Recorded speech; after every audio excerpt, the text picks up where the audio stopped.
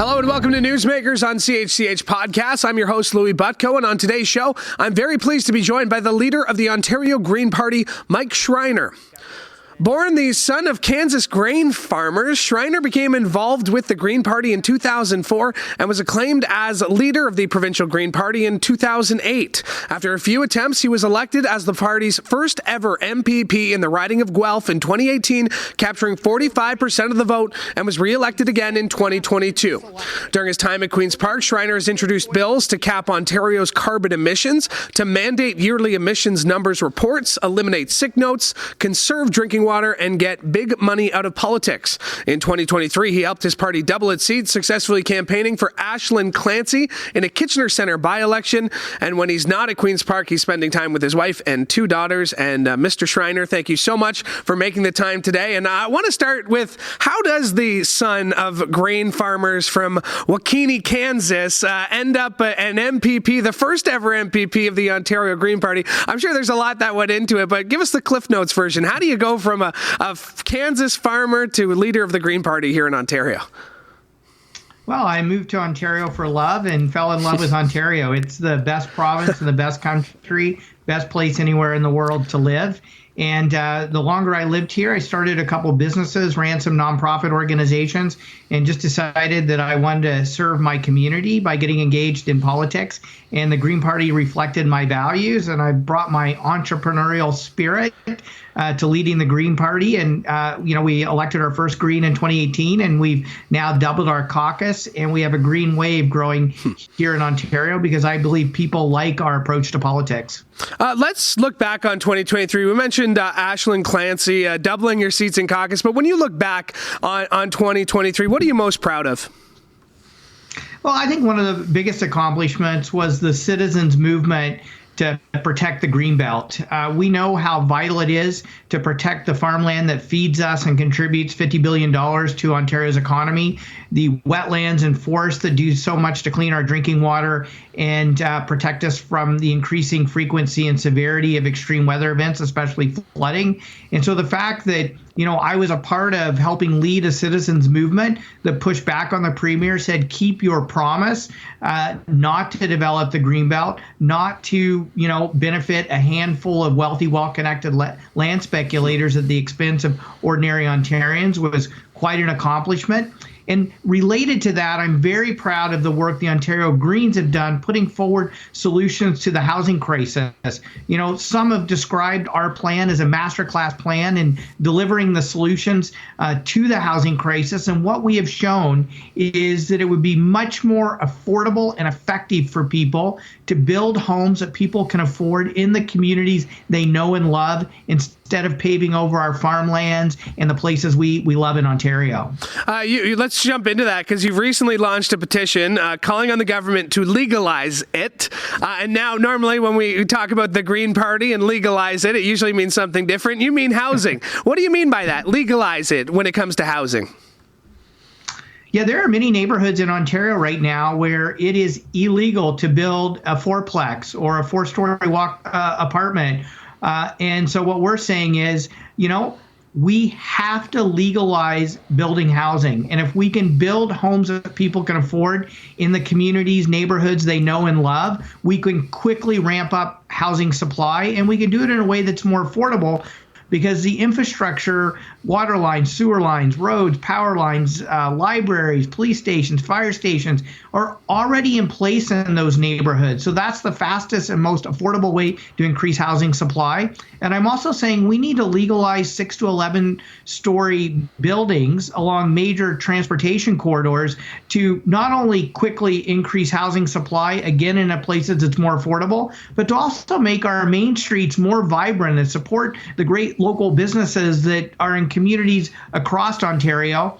And I think it's wrong that in many places it's illegal to do that, that people who want to build those and expand the number of housing choices for people have to go through, long delays that cost time and money, which to me makes absolutely no sense when we're in a housing crisis. I mean, so many young people, my daughter being one of them, are wondering if they'll ever be able to afford a home, let alone pay the rent. It's absolutely outrageous and completely unacceptable that so many people are living in tents when we know that housing should be a human right. And the Ontario Greens are going to continue to put forward solutions to make housing more affordable and attainable for people across all age and demographic groups in our communities. Now, you mentioned these ideas, and they seem like straightforward ideas, infill, things like that, where there are already services. I know you sat down with Mike Moffat recently. He was a guest on our podcast a few months ago where he pitched these ideas, timber, building with timber and all that stuff. Why do you think the Ford government is so, not willing to listen to these sorts of ideas? Their plans are to expand or to approve MZOs or to expand urban boundaries and, build on the Greenbelt. A couple of those have been reversed, but why do you feel like these, what seem like common sense solutions, are not breaking through when it comes to what you hear from Minister Calandra?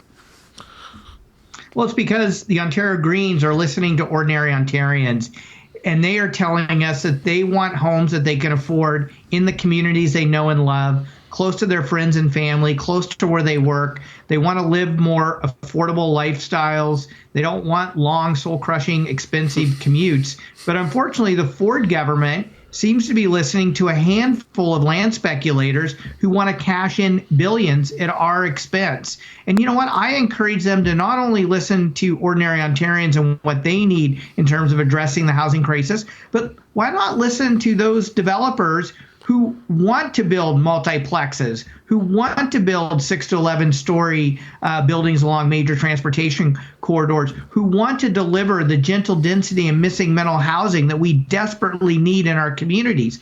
Listen to the municipal councils who are saying, we don't want to increase property taxes at the rate we're being forced to because of the Ford government, because you're, one, taking away our ability to build infrastructure for new homes, but you're also imposing expensive sprawl on our communities. And so I would say, this is really, are you going to act in the interests of ordinary Ontarians, or are you going to roll out the red carpet and break all the rules for a handful of land speculators to cash in billions? I'll choose ordinary Ontarians any day. Speaking of ordinary Ontarians and what it appears that what the Ford government's doing, yesterday you wrote a letter to the Auditor General asking to conduct a value for money audit on the decision to close Service Ontario locations and put them into Staples and Walmarts in Ontario. Obviously not something that Queen's Park was consulted on or yourself. What's the purpose of this audit, and what do you make of a decision like that? Does it go along what you're saying and not listening to ordinary citizens? Well, I think it's outrageous that we as the citizens of Ontario are being asked to use our tax dollars to fund renovations at big box stores like Staples and Walmart that are American owned in order to transfer public services like Service Ontario to them. Like, why are we as taxpayers being forced to pay for this? It makes absolutely no sense. Another example of the Ford government prioritizing the interests of wealthy insiders over the people of Ontario. And we've seen this pattern throughout the course of this government. I mean, during the pandemic, they closed local small businesses and left big box stores open. They did a sole source contract for Shoppers Drug Mart to distribute vaccines, freezing out other pharmacies and independent players. Sole source contract for an Austrian-based company to build a mega luxury spa at Ontario Place. A handful of land speculators being able to cash in $8.3 billion through their Greenbelt scandal. I am saying this has to stop. We have to prioritize the needs of ordinary Ontarians, the affordability of people in our communities, not prioritizing the interests of wealthy, well-connected insiders. That's why I've asked the Auditor General to do a value for money audit. Why don't we have a transparent, open bidding process that would allow Ontario businesses and local independent businesses to be able to bid on this? And why are taxpayers going to be on the hook for retrofitting stores at Staples and Walmart? It makes absolutely no sense. Based on what you've seen from this premier and his government, do you believe that Premier Ford is corrupt? Well, you know what? We're going to let the RCMP investigation bring that determination. We'll let the people of Ontario determine that. But I will tell you, it is clear that the decisions that led to the $8.3 billion Greenbelt scandal that was a corrupt decision-making process. And the government was right to completely reverse it. And one of the reasons I've called for a public inquiry is we need to understand how such a corrupt decision-making process was allowed to happen to ensure it never happens again. A handful of wealthy, forward-connected land speculators who happen to, show up at weddings and stag and dill parties should not be able to cash in $8.3 billion at our expense, especially when we're facing a housing crisis where we need to build homes that people can afford in the communities they know and love, and especially when we're also facing a climate crisis. And we know that the severity and frequency of extreme weather events, especially flooding, is costing people's lives, livelihood, threatening their property. To pave over the farmland, wetlands, and forests that protect us from those extreme weather events is wrong. And so I want to know what led to that corrupt decision-making process that led to the $8.3 billion Greenbelt scandal. You brought up the paving over farmlands, wetlands, that being Highway 413. Do you believe that Highway 413, 413, whatever they decide to call it, is necessary? And what's the alternative to easing congestion on highways? Well, it's completely physically irresponsible and environmentally destructive to build a 400 series highway that will pave over 400 acres of the Greenbelt. 2,000 acres is some of the best farmland in North America, when just a few kilometers south of there, you already have a 400 series highway, the 407, that's underutilized. It would be far cheaper for the government to cover the tolls for truckers on the 407 than it would be to build Highway 413. And by doing that, we could alleviate gridlock tomorrow. Not 10 years into the future, but tomorrow. And so we're calling on the government to do the fiscally responsible and the environmentally responsible thing, and to shelve Highway 413 and to better utilize Highway 407 so we can alleviate gridlock now, and we can save taxpayers billions of dollars that should be invested in our crumbling healthcare system, should be invested in building more affordable housing to address the housing affordability crisis, and should be invested in our education system so we can improve the quality of education in this province. There are far higher priorities for those billions of dollars that will benefit and improve people's lives now. Now, let's go back to MPP Clancy being elected. Obviously, a big moment for your party a few months ago. When you look ahead to 2026, what would success look like for the Green Party in the next few years? What would it look like in 2026? Obviously, you are a leader of a party. Your goal is to form the government. But that being said, what would you consider a success going into 2026? Well, the Ontario Greens feel like we're ready to form government. I mean, we're putting forward what, a lot of experts have called the best plans to address the housing crisis, the mental health crisis, the climate crisis. And so, we're ready to form government. And I can tell you in PEI, the Greens went from their first seat to winning their second seat in a by-election to actually running and coming close to forming government and being the official opposition. And so that's exactly, what the Ontario Greens are targeting. And the reason why we're confident in this is I think Ontarians are getting sick and tired of politics as usual. They want a new party who's going to do politics differently.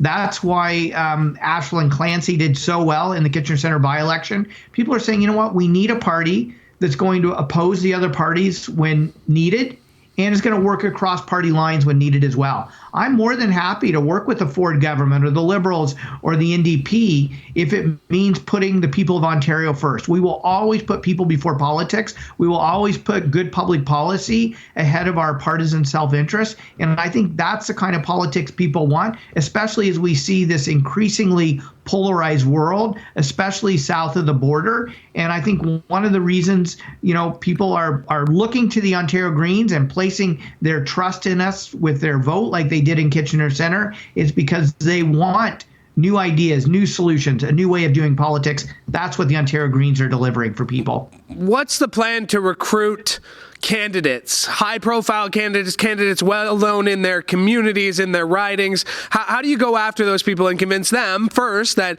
they should run for the Greens and then that people should vote for them? Well, I think, first of all, people are seeing what I'm accomplishing in my own riding, what other Greens like Mike Morris at the federal level is accomplishing in Kitchener Center for their communities. And so I think that's a selling point. Most people who want to go into politics, they want to serve their community. They want to improve life for their neighbors. That's exactly what Ontario Greens prioritize. Serving your community above our partisan political self-interest. Secondly, I think on the big issues people are facing right now, the affordability challenges, the housing crisis, the climate crisis. How do we position our economy to be successful in the fast-growing, emerging climate economy? It's the Ontario Greens that are putting forward these solutions to address these challenges that will improve people's day-to-day lives. And so, we have a number of people actually reaching out to us saying, hey, we like your approach to politics. We want to run for you. How can we, sign up to be a candidate? So in addition to us proactively recruiting people, we're having more and more candidates come to us and say, hey, we want to be a part of the Green team. We want to be a part of the momentum in this green wave that we see building in Ontario. Around this time last year, you were approached by a number of Liberal caucus members, including the woman you beat in 2018, to consider running for the Liberals in their leadership race. You eventually decided not to. Take us through that decision-making process, and do you have any regrets about that? No regrets at all. I had a serious offer by people I deeply respect, and I'm always looking for ways of how we work across party lines to improve people's lives. And I think in this case, it was worth considering how Greens and Liberals might work together. Ultimately decided that the best way that I can serve my community and our province is as the Ontario Green leader. I consulted openly and transparently with people across the province. That's what I heard loud and clear. And, I'm proud of the work that the Ontario Greens have accomplished at Queen's Park. And I think we were rewarded with that work by doubling our caucus with the election of Ashland Clancy in Kitchener Center.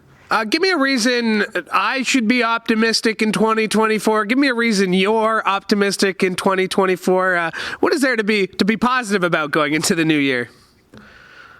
Well, first of all, let's hope that interest rates start to go down, because I know a number of folks, including myself, are renewing our mortgages this year, and that's a huge expense for all of us. I'm optimistic that on February 28th, the bill I've put forward, Homes You Can Afford in Communities You Love Act, is going to pass, and we're actually going to start putting forward real solutions to the housing crisis, solutions that will help us build more homes that people can afford in the communities they know and love. I think it would be a great way to kick off the spring sitting of the legislature. And I'm also optimistic that citizens have found their voice. Since the last provincial election, when the Ford government tried to take away the constitutional rights, charter rights of the lowest paid education workers in this province, people pushed back, the government backtracked. When the Ford government tried to open the Greenbelt for development, so a handful of wealthy, well-connected Ford insiders could cash in $8.3 billion, people pushed back, the government backtracked. When the government tried to impose expensive sprawl on communities like cities like Hamilton and others all across the province, people mobilized and pushed back, the government backtracked.